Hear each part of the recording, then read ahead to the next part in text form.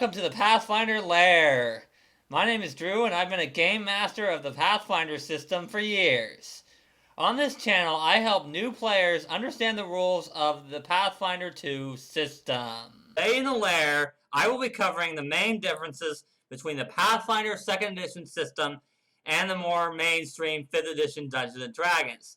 I have played in and enjoyed both systems, but I've only been a GM of the Pathfinder system, so I will be covering each of the topics in this video from a player standpoint. That being said, know that these are my personal opinions and are therefore subjective. If you disagree with me, let me know down in the comments. But please, let's keep it civil. There are far too many people that knock one system without even trying it.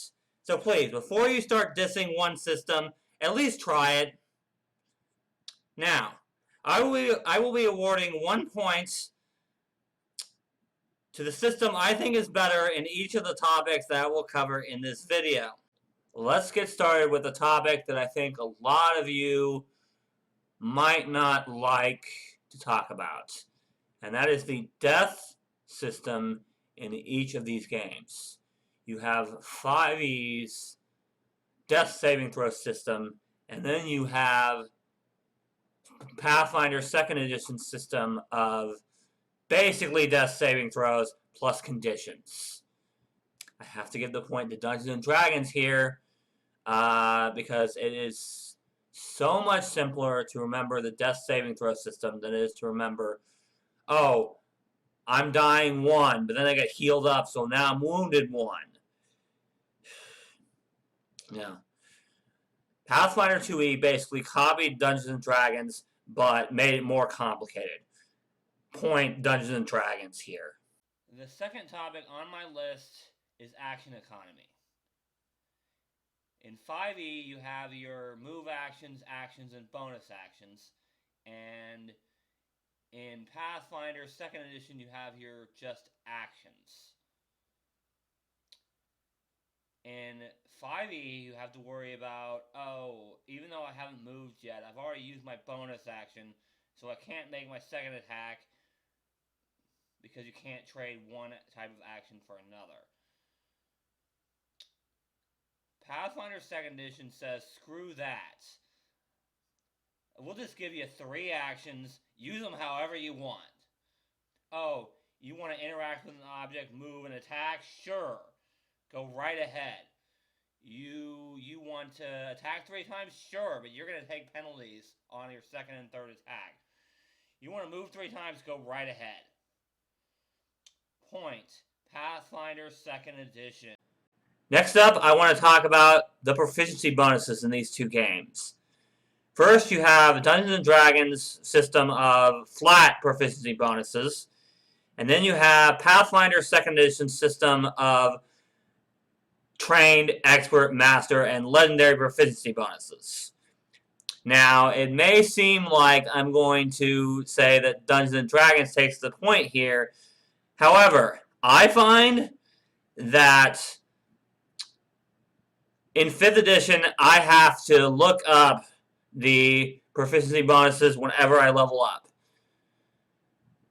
But the Pathfinder 2nd Edition character sheet has it literally on the top of the character sheet. Serious. Go look at a character sheet, a Pathfinder 2nd Edition character sheet, and just look in the top left corner. It's right there. You can't miss it.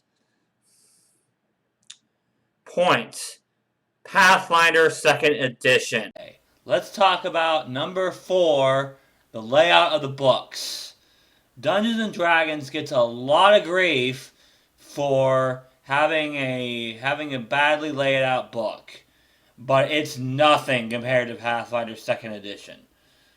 You cannot find anything in that book. In fact, that's part of the reason why I'm doing this channel, is so that people don't have to look at the book to find what they're looking for. I mean, my God, I had to read the alchemist section of the book 3 times before I even figured out how many alchemical items they get per day. And that is far from the only example. Point. Dungeons and Dragons. Mechanic number 5 is as meat and potatoes as you're going to get in this video. And that, of course, is advantage, disadvantage versus number crunching modifiers.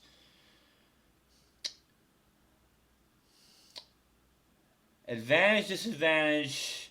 My problem with that is everything in 5e is advantage, disadvantage. I'd like to have a combination of both, but it is what it is. So, in Pathfinder 2nd Edition, you have to worry about, oh, I'm clumsy 1, so I take a -1 on all my dex-based stuff. But oh, I'm also sickened 1, so I take a -1 on all my AC and all my d20 rolls. Advantage disadvantage is as brilliant as it's gonna get. Point. Dungeons and Dragons. Now let's talk about something that will probably be the deciding factor for a lot of people trying to decide between these two games. And that is number 6, character design. Now, 5e is a great game, don't get me wrong, but it gets a little boring after a while. Because if you've seen one 5e barbarian, you've seen them all. If you've seen one 5e rogue, you've seen them all. But in the Pathfinder 2nd Edition system, you could have 2 barbarians in the party, but they could play completely differently. For example, if you've got 2 barbarians in the party, one of them could be an animal instinct barbarian who doesn't use manufactured weapons and instead gets the natural weapons of whatever animal they pick at the beginning. The other barbarian could be a giant instinct barbarian who not only uses manufactured weapons, but gets to use manufactured weapons that are technically too big for him. Yes. Point. Pathfinder 2nd Edition. Next, let's talk about another huge mechanic, and that is number 7, feats.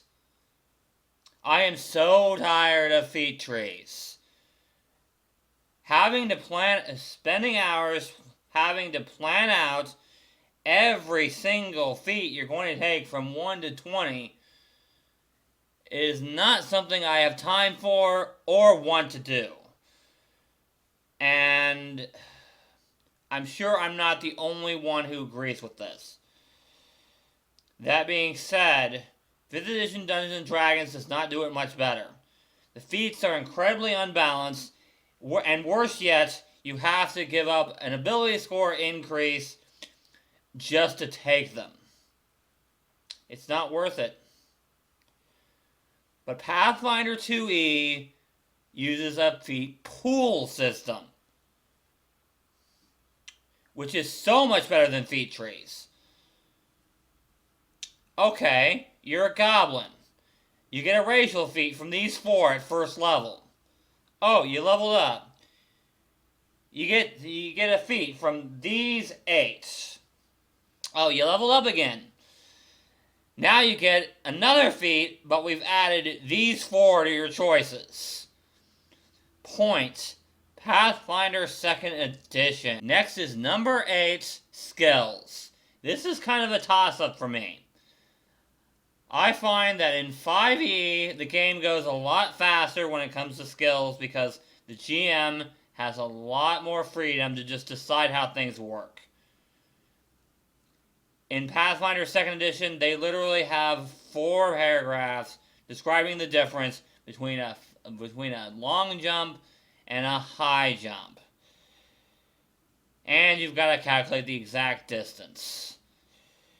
That being said, the skill feats in Pathfinder 2nd Edition make up for that.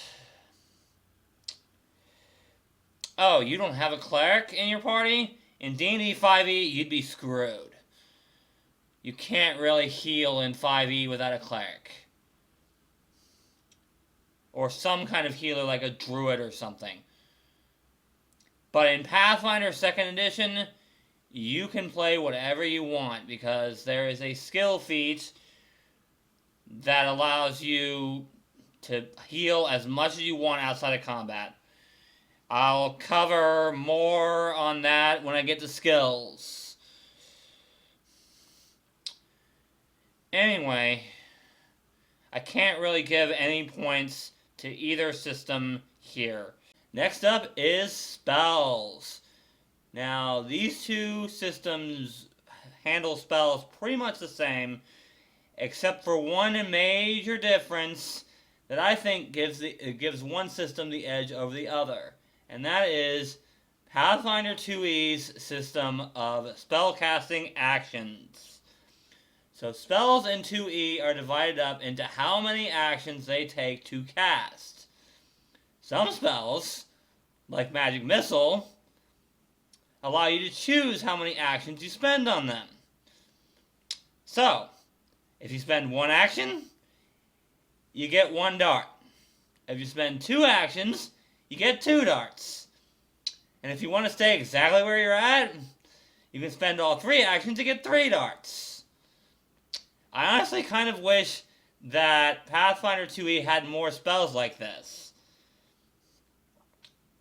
Point. Pathfinder 2nd Edition. Okay, we're coming to the home stretch with number 10, magic items. I'm not going to criticize Dungeons & Dragons for its de-emphasis on magic items. I get it. Magic items got way out of hand in other editions. That being said, players love their magic items. And Pathfinder 2e the developers were geniuses.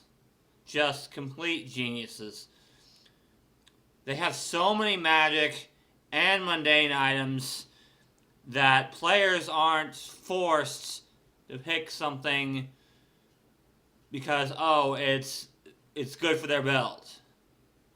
They're not forced into picking something just because it's good for their build. Point. Pathfinder 2nd Edition. So, now let's talk about the critical systems in these two games. On the one hand, you have your mainstream Dungeons & Dragons, oh, you roll a natural 20, enjoy your critical hits. Then you have the much more dynamic and genius Pathfinder 2nd Edition system of plus 10, minus 10. Oh, the bugbear failed his saving throw against your spell by 10. So he actually crit fails and takes double damage. Oh, you beat the dragon's AC by 10. Enjoy your critical hits. Point. Pathfinder 2nd Edition. Lastly, let's talk about multi-classing in these two games. 5th Edition Dungeons & Dragons has the more mainstream, oh, if you want to multi-class, you have to give up everything that your first class gets at a given level. So you have to worry about, oh, am I missing my extra attack? Am I missing 4th level spells? Am I missing something else? But Pathfinder 2nd Edition changed everything. It was genius turning multi-classing into just feats. Seriously. If you want to multi-class, all you have to do is give up a class feat. That's it. It's as simple as that. And you're getting the similar, if not identical, class features of your second class. It's great.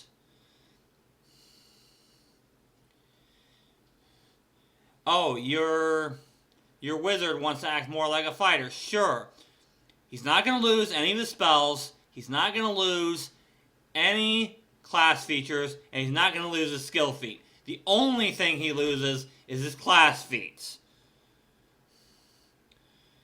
And not only is it worth it, but a lot of players I find end up taking these feats when there isn't really a class feat that they like at a given level.